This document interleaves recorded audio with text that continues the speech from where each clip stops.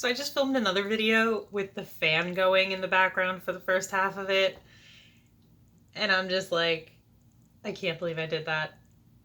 Am I gonna refilm the first half of that video? No. But I can't believe I did that. I'm not making that mistake again this time. So in the month of June, I did kind of a vlog style wrap up where I just kind of talked about books throughout the month as I finished them. And that ended up being really long and kind of annoying to edit. So for this month, I think I'm going to do more of like a recent reads kind of wrap up thing. You know, every 3 or so books that I finish, I'll just jump on and make a quick video talking about how I feel about them before I have a chance to forget them, like I would if I did like a full like end of the month kind of wrap up. So I finished a few books and I'm gonna tell you about them. So the first thing I finished in July was Crown of Midnight by Sarah J. Maas. It's the second book in the Throne of Glass series. I was not a huge fan of Throne of Glass, like book 1. I read it in April and it took me until June/July to pick up the series again. I wasn't a huge fan of Selena in the first book. I thought she was very like kind of an idiot. She lacked any kind of common sense. She was not aware of her surroundings. She was a terrible assassin and just like, what was that? So I wasn't a huge fan of that. It took me a while to go into Crown of Midnight. That being said, I think Crown of Midnight was way better. You get more into the story, obviously. I mean, it's a 7-book series, so you're not going to get super deep into it in the first book, but you kind of get a better idea of where we're going in book 2. So I enjoyed that a lot more. I actually don't want to say too much about it because, first of all, it's the second book in a series, and second of all, I'm already like 90% through book 3, so I don't want to say something that's incorrect about book 2. It's actually about book 3 because I'm more like book 3 is fresher in my mind. But I did give Crown of Midnight a 4-star, and obviously I did continue on with the series, so I enjoyed it. I know a lot of people hate the idea of kind of like getting through the beginning to get to the good stuff, but if you read Throne of Glass, or if you're interested in Throne of Glass and you get through the first book and you're kind of like, oh, I don't know how I feel, I would say give book 2 a try, because you get a little bit of a better idea of where the story's going, and I feel like her writing improved between book 1 and book 2, so there's that as well. The second thing I finished so far in July is Ancillary Justice by Ann Leckie. This one is tough for me. So I actually read this over...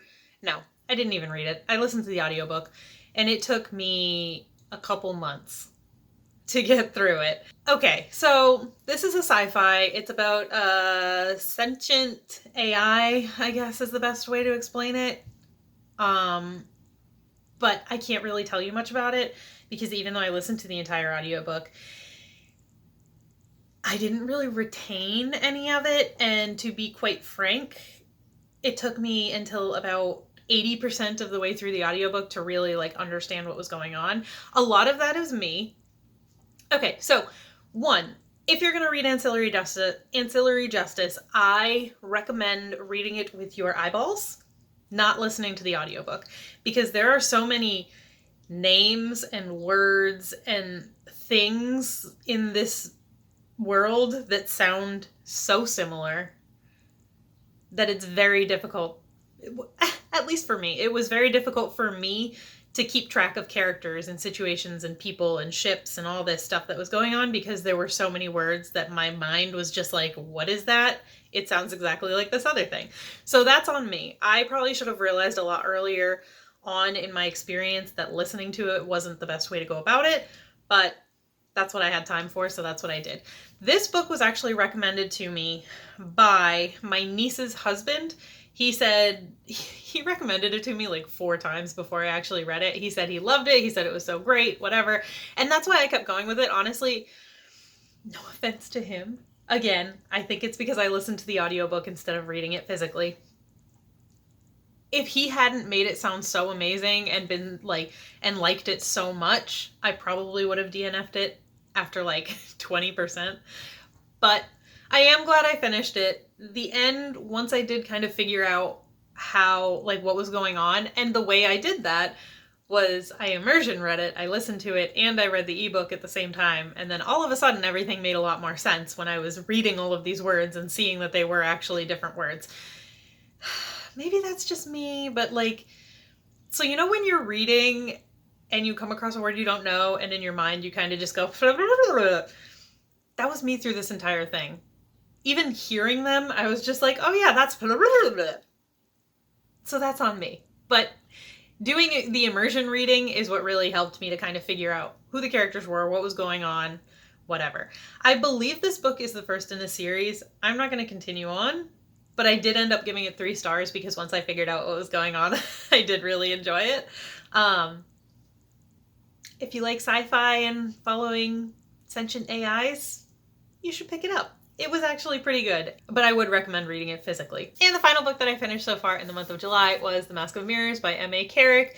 This book, okay, I made a whole video about this book. I will link it if I already uploaded it. I don't know what order I'm going to do this in, but I won't go into too much detail here. If you want my thoughts, more of my thoughts on this book, you can go watch that video. I really enjoyed this book. This book took me 2 months to read. I did read it physically. I read it with my eyeballs, and I'm a slow reader, and it's 630 pages, so it took a long time. But I really enjoyed this book. I ended up giving it 4 stars.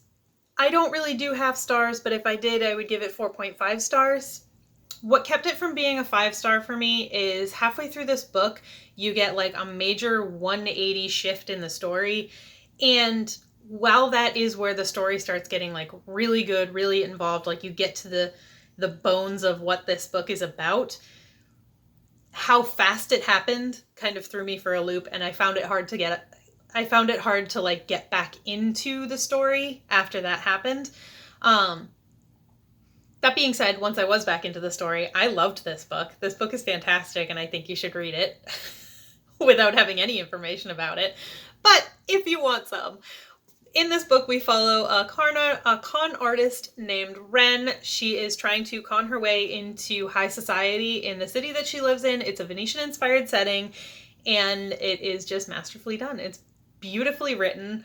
And yeah, again, if you want more thoughts on this book, you should check out that other video that I did. So that's it for today, and I will check in with you again after I've read some more stuff, I guess. Let me know if you like this shorter form video. I personally tend to watch more like 10 minutes or less type videos these days just because I don't have a long attention span for watching videos. So let me know what you prefer. Longer form, like my June wrap up, shorter form like this where I just do recent reads, kind of 3 books that I've read recently. And yeah, I guess that's it from me today, and I will see you next time. Bye.